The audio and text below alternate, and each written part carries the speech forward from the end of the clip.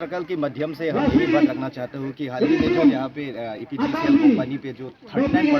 लोगों की जॉब यहाँ से खाता दिया था, उस दौरान यहाँ का जो 39% उनका फैमिली लोग यहाँ पे धरना वगैरह किया। तो हम लोग करबी स्टूडेंट एसोसिएशन यहाँ पे विजिट करके उन लोगों का जो दुख हम लोग सुन के हम ऑफिशियली दौरान जहाँ पे भी हम लोग जाना चाहिए, जहाँ से भी हम बातचीत करना चाहिए, यहाँ से हम सोल्यूशन पा सके वो हम करने की बात रख के धरना को हम रुक के हम उसी से रिमूव कर रहा था। तो करबी स्टूडेंट एसोसिएशन से गुवाहाटी बिजली भवन ऑफिस गया, करबी स्टूडेंट एसोसिएशन से ईपीजीसीएल कंपनी को एक मेमोरेंडम दिया गया। उस दौरान ही एलिस को भी हम लोग मिलकर उन लोगों को भी हम लोगों का बात रखा गया। तो ये सब बात मिलके एक कॉन्क्रीट सोल्यूशन लाने के लिए हम लोग इस कॉन्फ्रेंस में एक मीटिंग हुआ था। हम लोग एक आशा था कि इस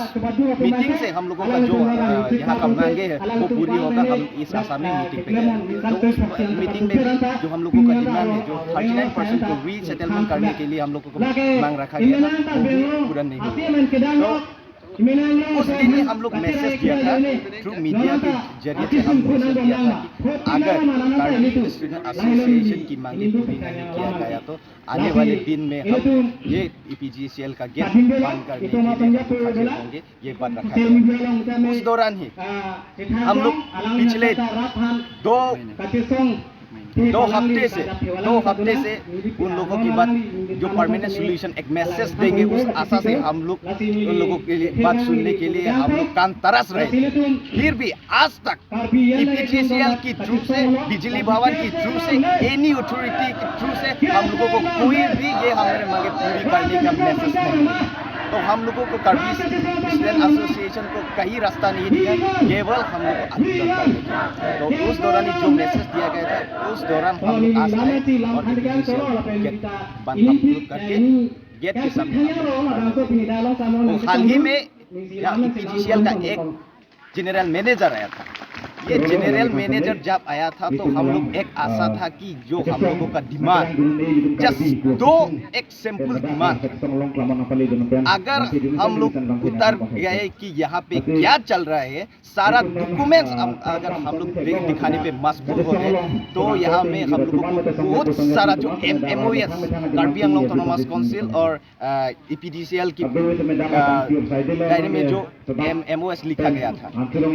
उस समय जब MOS लिखाया गया था तो यहाँ का एक जो एग्रीमेंट में ढेर सारा डेवलपमेंट देने का वादा किया, स्कूल देने का वादा किया था, यहाँ पे रोड देने का वादा किया था, गार्डन देने का वादा किया था और रिलीफ फंड देने का वादा किया था, बिजली देने का वादा किया था। फिर भी आज तक करबी स्टूडेंट एसोसिएशन और जनरल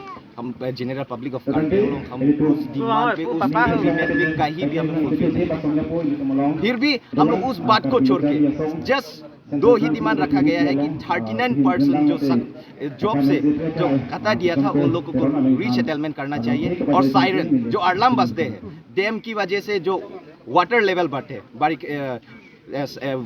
समर सीजन में जो बारिश होते हैं उस समय वाटर का लेवल बढ़ा होता है और वहाँ से पानी छोड़ने के कारण कई जगहों पे फ्लड की एक